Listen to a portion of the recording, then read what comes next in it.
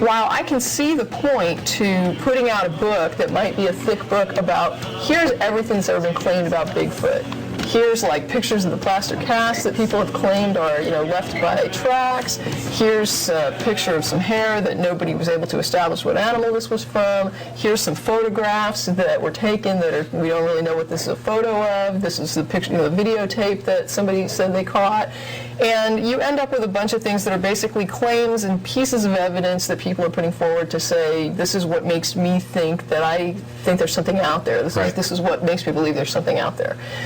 Well, to put together a book like that, I think, is a reasonable endeavor.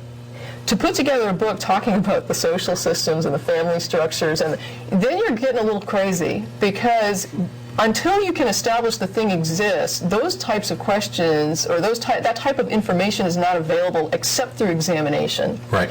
So until you can examine Bigfoot family structures by looking at how they actually rear their young, then you really can't say. All you could really say is, well, if the claims are true and if the images are not faked, it appears this thing might be a great ape. But to talk about it in terms of detail of information when the thing is not examinable, when it's not available to examine, is unreasonable. And by the way, something that would qualify as observational evidence isn't necessarily we've got to locate Bigfoot's big feet and watch them and observe their social structure.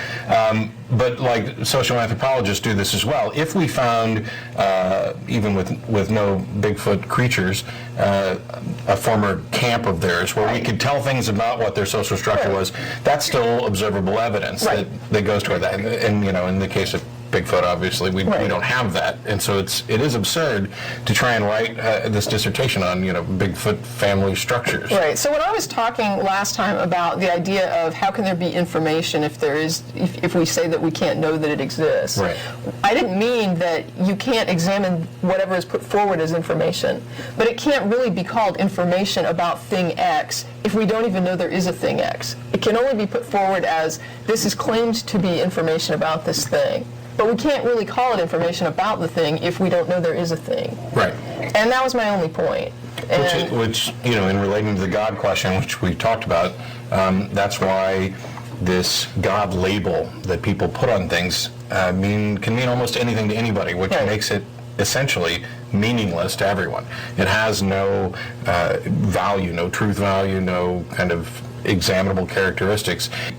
But if you had two people who are talking about what their beliefs are, and one of them says, "I believe there's this this intelligent super being who created all of us and loves us and cares for us," and the other guy, and I call it God, and the other guy says, "I believe there's got like some kind of transcendent intelligence, and I'm not necessarily sure about whether or not it cares about us individually." The first person goes, "Oh, that's similar enough to what I'm talking about that you're talking about God too." And they say, okay, well then we both believe in a God, even though they actually believe in two very different things.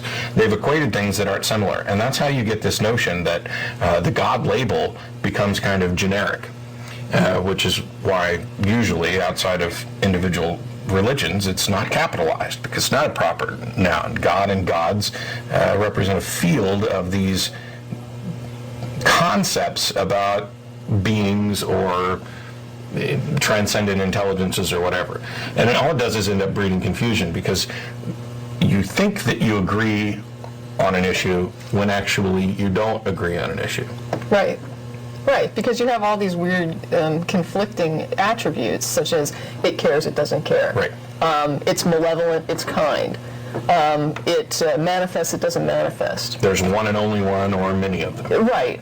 And or there's one that puts itself out as many, or there's, it's one that puts itself out as three, one that puts itself out as one. It's like one that exists completely separate from our universe, and one that infuses itself in every single atom of everything that's right. And there are some that create things and some that don't create things. Yeah. These are mutually exclusive concepts that people are equating without realizing that they're contradictory. Yeah, so you have these weird, very human forms of gods like the Greeks had, where it's like, Superman.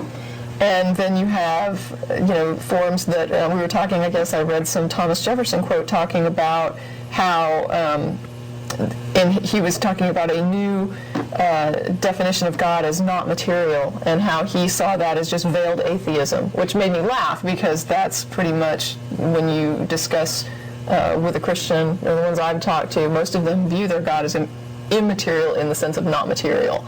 And but according to Thomas Jefferson, if you're going to say that God is not material, then you're saying that God is nothing. And he's just like, so why are you not an atheist in that case? Because you're saying that your God doesn't exist. And I've made that argument myself, and so it was funny to see that, like, so long ago put forward by somebody, seeing it kind of emerging.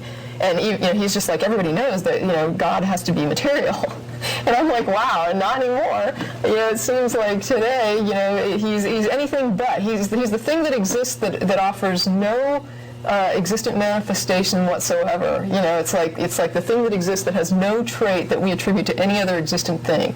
Yeah. And so he has everything in common as far as he's defined as with nothing or non-being, and nothing in common with the things we define as being and existent, and yet he's said to exist. And we talked about how, at first we were looking at whether or not that would be a meaningless comment, but then we decided it wasn't meaningless, it's absurd. Yes. And so the idea is that to say that something exists and then gut the term exist by saying it means something that you can't see or hear or touch or taste, and it doesn't manifest at all. Right. Well, how is that different than nothing, than a non-thing?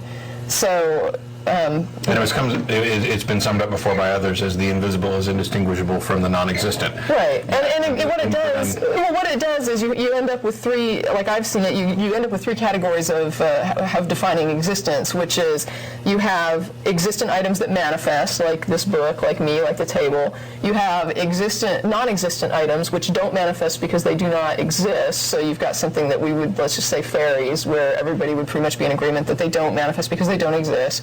And then you have these things that would be like God that exist but they don't manifest.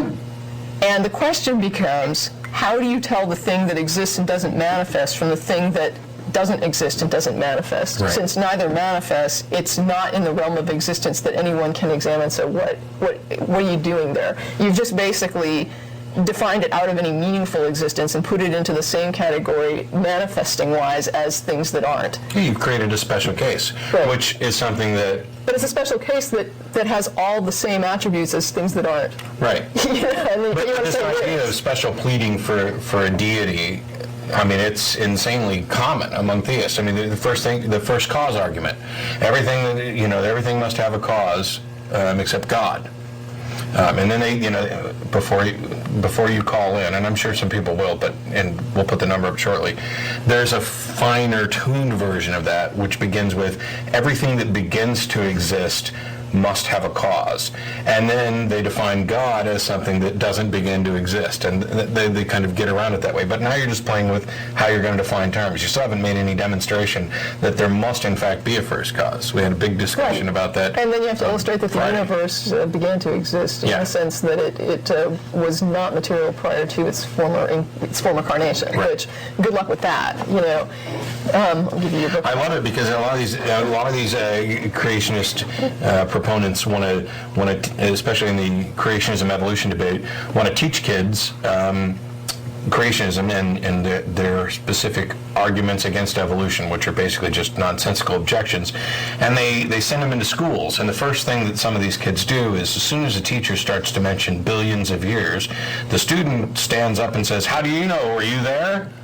And this kind of, and it's disruptive, it's asinine because we're talking about science, and yet on the other hand, they want to make claims about things for which they can provide no evidence of. And my favorite was when you'd get in a conversation with one of these people who do the "how do you know, were you there" thing, and they start telling you how Jesus died for your sins, and I say, "How do you know, were you there?"